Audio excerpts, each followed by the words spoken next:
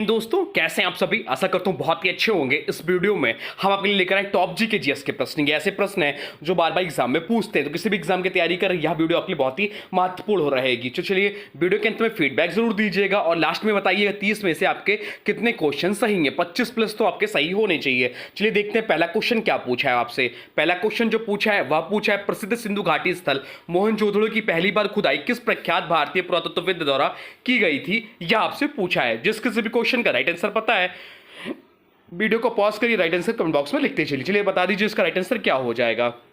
तो right answer जो हो जाएगा वो हो जाएगा ऑप्शन बी, आर.डी. बनर्जी साहब ने इसकी खुदाई की थी। मोहनजोदड़ो की पहली खुदाई 1922 में राखलदास बनर्जी द्वारा की गई थी। यह स्थल अब पाकिस्तान के सिंध प्रांत में स्थित है। मोहनजोदड़ो का अर्थ आपसे पूछ लेता कई बार, तो मोहनजोदड़ो का जो अर्थ होता है वह मृतकों का टीला होता है।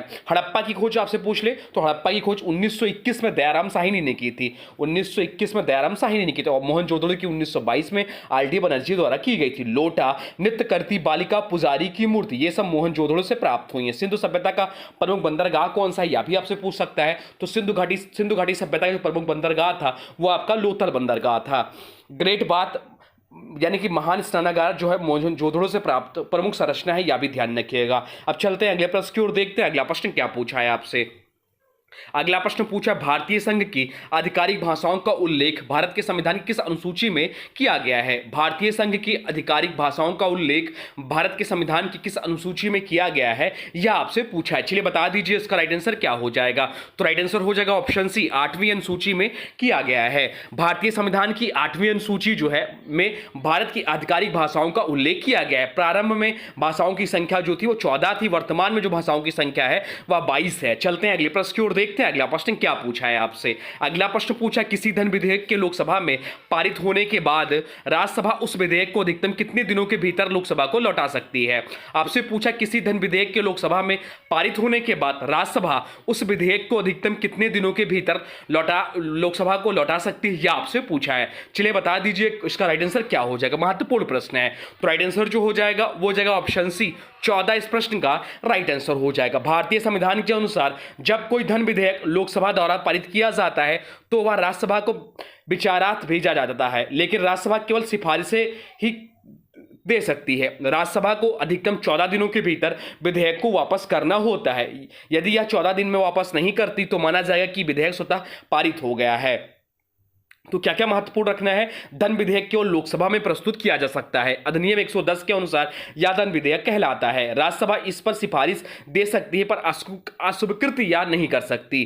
14 दिन में वापस न करने पर माना जाएगा कि लोकसभा ने ही पारित कर दिया है। अब चलते हैं अगले प्रश्न की ओर, देखते हैं अगला प्रश्न क्या पूछा है आपसे। अगला प्रश्न पूछा हिंदुस्तान रिपब्लिकन एसोसिएशन का गठन कब किया गया था। हिंदुस्तान रिपब्लिकन एसोसिएशन का गठन कब किया गया था, यह आपसे पूछा है। चलिए बता दीजिए इसका राइट आंसर क्या हो जाएगा। तो राइट आंसर जो हो जाएगा वो जगह ऑप्शन सी, 1924 में किया गया था। हिंदुस्तान रिपब्लिकन एसोसिएशन HRA इसकी जो स्थापना हुई थी वह 1924 में थी। कब हुई थी? तो 1924 में हुई थी। स्थापना स्थान कौन सा था? तो कानपुर उत्तर प्रदेश में। संस्थापक सदस्य कौन कौन से थे? तो राम प्रसाद बिस्मिल, चंद्रशेखर आजाद, सचिंद्रनाथ सन्याल, जोगेंद्र चंद्र चटर्जी इसके संस्थापक सदस्य थे। उद्देश्य क्या था इसका?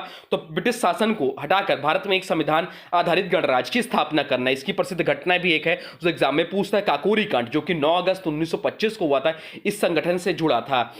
हाँ, एक चीज और ध्यान रखिए, 1928 में इसका नाम बदलकर Hindustan socialist Republican association HSRA कर दिया गया। इसमें भगत सिंह, सुखदेव और राजगुरु जैसे क्रांतिकारी शामिल थे। ये सारे जो पॉइंट बताएं एग्जाम में पूछता है तो ध्यान रखिएगा। अब चलते हैं अगले प्रश्न की ओर, देखते हैं अगला प्रश्न क्या पूछा है आपसे। अगला प्रश्न पूछा उस वास्तुकार का नाम बताइए जिसने नई दिल्ली को डिजाइन किया है।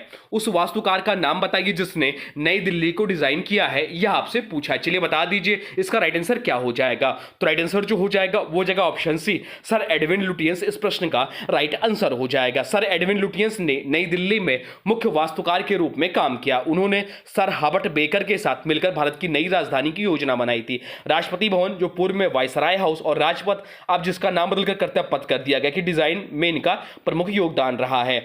ली कार्बूजियर जो ऑप्शन में दिया है, इन्होंने चंडीगढ़ शहर के वास्तुकार थे। यह भी ध्यान रखिएगा। अब चलते हैं अगले प्रश्न की ओर, देखते हैं अगला प्रश्न क्या पूछा है आपसे। अगला प्रश्न पूछा दक्षिण एशियाई क्षेत्रीय सहयोग संगठन जिसे बोलते हैं सार्क की स्थापना कब हुई थी, यह आपसे पूछा है। चलिए बता दीजिए इसकी स्थापना कब हुई थी। तो स्थापना जो हुई थी वह 1985 में हुई थी। राइट आंसर हो जाएगा ऑप्शन है। ऑप्शन इस प्रश्न का राइट आंसर हो जाएगा। सार्क जिसे हिंदी में बोलते हैं दक्षिण एशियाई क्षेत्रीय सहयोग संगठन की स्थापना जो हुई थी 8 दिसंबर 1985 को ढाका बांग्लादेश में हुई थी। इसका मुख्यालय कहाँ है? इसका मुख्यालय जो काठमांडू नेपाल में स्थित है। इस स्थापना में 7 देश शामिल थे। कौन कौन से? तो भारत, बांग्लादेश, भूटान, नेपाल, मालदीव, पाकिस्तान और श्रीलंका। अफगानिस्तान को वर्ष 2007 में 8वां सदस्य बनाया गया। सार्क का उद्देश्य दक्षिण एशिया में आर्थिक और क्षेत्रीय सहयोग को बढ़ावा देना है। चलते हैं अगले प्रश्न की ओर, देखते हैं अगला प्रश्न क्या पूछा है आपसे। अगला प्रश्न जो पूछा है वह पूछा है महाराष्ट्र और गुजरात राज्यों का गठन कब हुआ था। महाराष्ट्र और गुजरात राज्यों का गठन कब हुआ था यह आपसे पूछा। चलिए बता दीजिए इसका राइट आंसर क्या हो जाएगा। तो राइट आंसर जो हो जाएगा इस प्रश्न का वो हो जाएगा ऑप्शन क्या हो जाएगा, बता दीजिए इसका राइट आंसर क्या हो जाएगा। तो राइट आंसर जो हो जाएगा वो हो जाएगा ऑप्शन सी 1960 में महाराष्ट्र और गुजरात राज्यों का गठन हुआ था। 1 मई को महाराष्ट्र दिवस और गुजरात दिवस मनाया जाता है। यह विभाजन राज्य पुनर्गठन अधिनियम 1956 के प्रभाव से प्रेरित था, लेकिन अलग गठन 1960 में हुआ। अब चलिए महाराष्ट्र राज्य से संबंधित बताते हैं आपको। तो महाराष्ट्र राष्ट्र की राजधानी जो है मुंबई है। स्थापना दिवस 1 मई 1960 को। मुख्य भाषा जो है वह मराठी है। प्रसिद्ध बांध जो इसका है कोयना बांध है। यहाँ का राष्ट्रीय उद्यान पूछा जाता है एग्जाम में तो वह है संजय गांधी और तडोबा राष्ट्रीय उद्यान, ये भी पूछा जाता है एग्जाम में। गुजरात राज्य की बात करें तो गुजरात राज्य की राजधानी है गांधीनगर। स्थापना दिवस है 1 मई 1960। यहाँ की मुख्य भाषा है गुजराती। अब चलते हैं अगले प्रश्न की ओर, देखते हैं अगला प्रश्न क्या पूछा है आपसे। अगला प्रश्न पूछा निम्नलिखित में से किस मंदिर का निर्माण राजा चोल ने द्वारा कराया गया था। निम्नलिखित में से किस मंदिर का निर्माण राजा चोल द्वारा कराया गया था यह आपसे पूछा। चलिए बता दीजिए इसका राइट आंसर क्या होगा या कमेंट बॉक्स में लिख दीजिए। तो राइट आंसर जो हो जाएगा वो जगह ऑप्शन बी बृहदेश्वर मंदिर का निर्माण करवाया था। बृहदेश्वर मंदिर को राजा चोल प्रथम ने 1010 ईस्वी में तंजाउर तमिलनाडु में बनवाया था। इसे राजराजेश्वर मंदिर और बड़ा मंदिर भी कहा जाता है। यह यूनेस्को वर्ल्ड हेरिटेज साइट है और द्रविड़ वास्तुकला की श्रेष्ठ उदाहरण माना जाता है। बाकी ऑप्शन है लिंगराज मंदिर जो भुवनेश्वर में स्थित है सोमवंशी राजा ने बनवाए थे। जगन्नाथ मंदिर जो पुरी उड़ीसा में है और मीनाक्षी मंदिर जो है मदुरई तमिलनाडु में है और नायक वंश के शासकों द्वारा बनवाया गया था। चलते हैं अगले प्रश्न की ओर, देखते हैं अगला प्रश्न क्या पूछा है आपसे। अगला प्रश्न पूछा अरावली पहाड़ियों की सबसे ऊंची चोटी कौन सी है। अरावली पहाड़ियों की सबसे ऊंची चोटी कौन सी है यह आपसे पूछा। चलिए बता दीजिए इसका राइट आंसर क्या हो जाएगा। तो राइट आंसर जो हो जाएगा इस प्रश्न का वो जाएगा ऑप्शन बी गुरु शिखर इस प्रश्न का राइट आंसर हो जाएगा। गुरु शिखर अरावली पर्वतमाला की सबसे ऊंची चोटी। इसकी ऊंचाई लगभग जो है 1722 मीटर या 5650 फीट है। यह राजस्थान के सिरोही जिले में स्थित है, माउंट आबू के पास है। चलते हैं अगले प्रश्न की ओर, देखते हैं अगला प्रश्न क्या पूछा है आपसे। अगला प्रश्न जो पूछा है वह पूछा है निम्नलिखित पूर्व प्रधानमंत्री में से किसका नाम भारतीय करेंसी नोटों पर देखा जा सकता है। निम्नलिखित पूर्व प्रधानमंत्री में से किसका नाम भारतीय करेंसी नोटों पर देखा जा सकता है यह आपसे पूछा है। चलिए बता दीजिए इसका राइट आंसर क्या हो जाएगा। राइट आंसर हो जाएगा option B doctor Manmohan Singh इस प्रश्न का राइट आंसर हो जाएगा। डॉक्टर मनमोहन सिंह जो भारत के पूर्व प्रधानमंत्री रहे 2004 से 2014 तक रहे हैं। 1991 में भारत के वित्त मंत्री के रूप में भी कार्य कर चुके हैं। उनके कार्यकाल में नई आर्थिक उदारीकरण नीति की शुरुआत हुई। वे भारतीय रिजर्व बैंक के गवर्नर भी रह चुके हैं।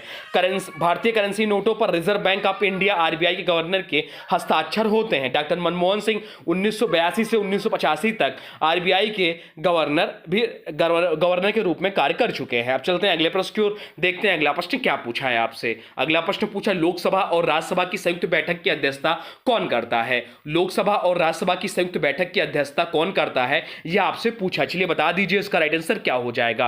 तो राइट आंसर जो हो जाएगा वो जाएगा ऑप्शन है लोकसभा के अध्यक्ष करते हैं। राइट आंसर हो जाएगा ऑप्शन ए भारतीय संसद की संयुक्त बैठक की अध्यक्षता लोकसभा अध्यक्ष द्वारा की जाती है। यदि वह अनुपस्थित हो तो उपाध्यक्ष इसकी अध्यक्षता करते हैं। संयुक्त बैठक जो होता है अनुच्छेद 108 के अंतर्गत होती है या तब होती है जब लोकसभा द्वारा पारित विधेयक राज्यसभा में अटक जाए या राज्यसभा उसे अस्वीकार कर दे, दोनों सदनों में 6 महीने तक सहमति न बन पाए तो भी होता है। अब चलते हैं अगले प्रश्न की ओर, देखते हैं अगला प्रश्न क्या पूछा है आपसे। अगला प्रश्न पूछा माई एक्सपेरिमेंट्स विद ट्रूथ निम्नलिखित में से किस व्यक्तित्व के जीवन पर लिखा गया है। माई एक्सपेरिमेंट्स विद ट्रूथ निम्नलिखित में से किस व्यक्तित्व के जीवन पर लिखा गया था यह आपसे पूछा है। चलिए बता दीजिए इसका राइट आंसर क्या हो जाएगा।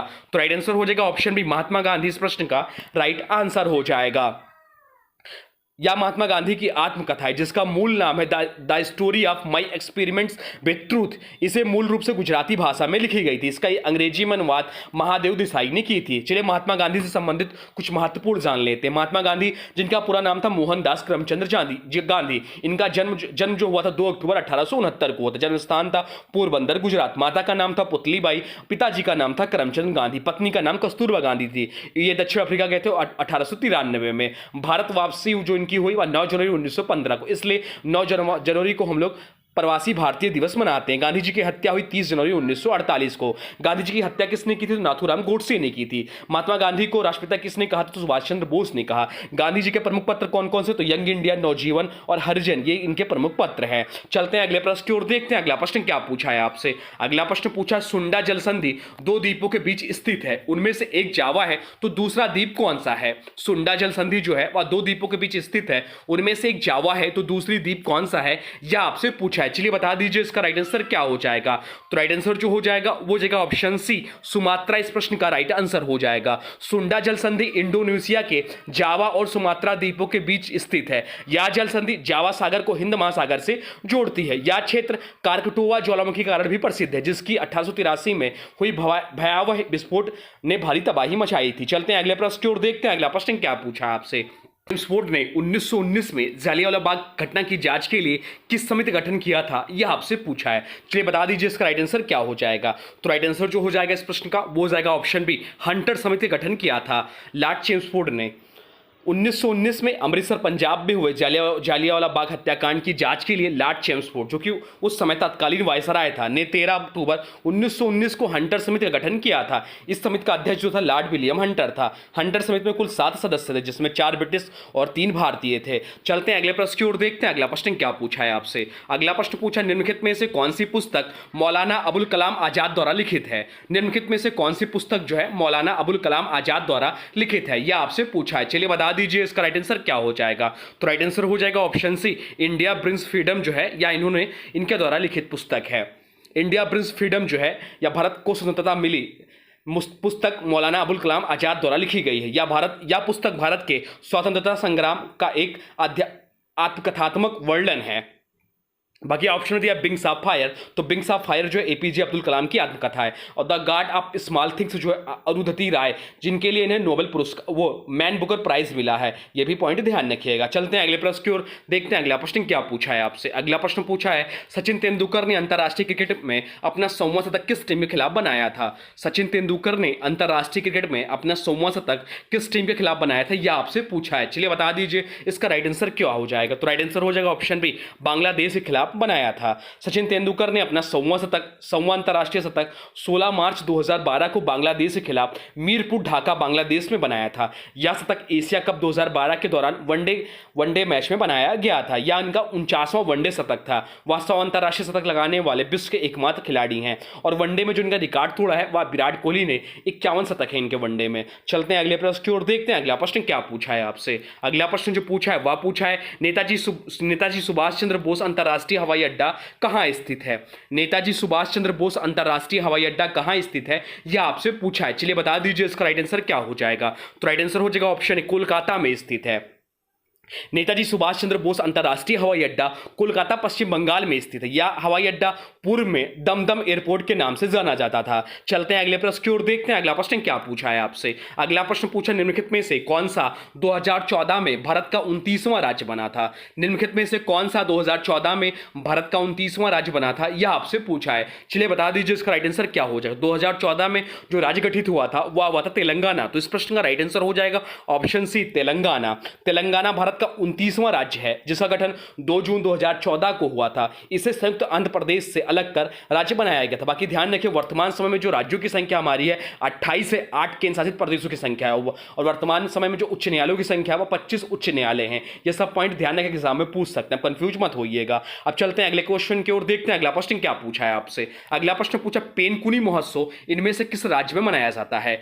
पेनकुनी महोत्सव इनमें से किस राज्य में मनाया जाता है, यह आपसे पूछा है। चलिए बता दीजिए इसका राइट आंसर क्या हो जाएगा। तो राइट आंसर हो जाएगा ऑप्शन बी, केरल में मनाया जाता है। ऑप्शन बी इस प्रश्न का राइट आंसर हो जाएगा। या केरल राज्य में मनाया जाने वाला एक प्रसिद्ध त्योहार है। यह महोत्सव विशेष रूप से तिरुवनंतपुरम स्थित पद्मानम स्वामी मंदिर में आयोजित होता है। यह उत्सव मीनम माह यानी कि मार्च अप्रैल में मनाया जाता है और इसे पेनकुनी उत्सव भी कहा जाता है। यह अवसर पर भगवान विष्णु के साथ भगवान राम, लक्ष्मण और हनुमान की विशेष पूजा होती है। चलते हैं अगले प्रश्न की ओर, देखते हैं अगला प्रश्न क्या पूछा है आपसे।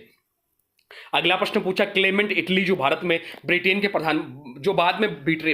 प्रधानमंत्री बने, किसके सदस्य के रूप में भारत आए थे। आपसे पूछा है क्लेमेंट इटली जो बाद में ब्रिटेन के प्रधानमंत्री बने, किसके सदस्य के रूप में भारत आए थे, यह आपसे पूछा है। चलिए बता दीजिए इसका राइट आंसर क्या होगा। तो राइट आंसर हो जाएगा ऑप्शन सी, साइमन कमीशन के सदस्य के रूप में आए थे क्लेमेंट इटली, जो बाद में ब्रिटेन के प्रधानमंत्री बने 1945 से 1951 तक। 1928 में साइमन कमीशन के सदस्य के रूप में भारत आए थे।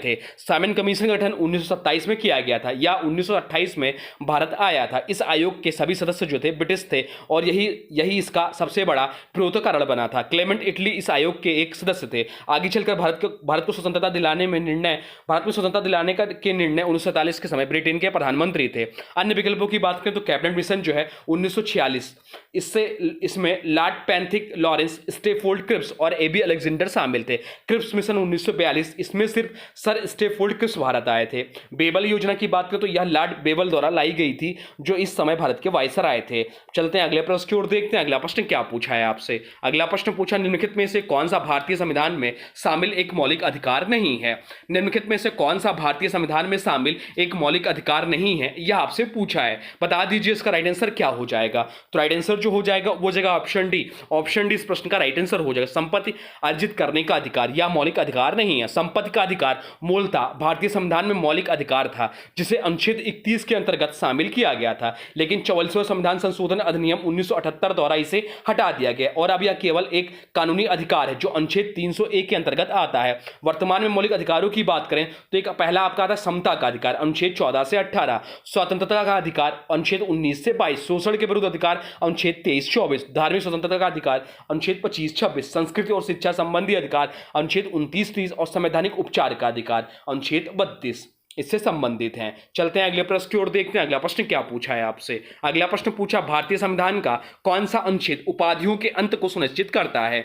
भारतीय संविधान का कौन सा अनुच्छेद जो है उपाधियों के अंत को सुनिश्चित करता है, यह आपसे पूछा है। चलिए बता दीजिए, इंपॉर्टेंट प्रश्न है। तो राइट आंसर हो जाएगा ऑप्शन डी, अनुच्छेद 18। अनुच्छेद 18 इस प्रश्न का राइट आंसर हो जाएगा। अनुच्छेद 18 उपाधियों का अंत से संबंधित है। भारतीय संविधान का अनुच्छेद 18 निम्नलिखित का प्रावधान करता है, राज्य किसी भी नागरिक को कोई उपाधि नहीं देगा, सैन्य या शैक्षिक उपाधियों को छोड़कर। विदेशी उपाधियों को स्वीकार करने पर भी निषेध है। यह प्रावधान समानता के अधिकार अनुच्छेद 14 को लागू करने में सहायक है। उदाहरण के तौर पर सर, राय बहादुर, नवाब जैसी उपाधियां अब निषिद्ध हैं। केवल डॉक्टर, प्रोफेसर जैसी शैक्षिक उपाधियां मान्य हैं। चलते हैं अगले प्रश्न की ओर, देखते हैं अगला प्रश्न क्या पूछा है आपसे। अगला प्रश्न पूछा है, बेटी बचाओ बेटी पढ़ाओ योजना किस वर्ष में शुरू की गई थी।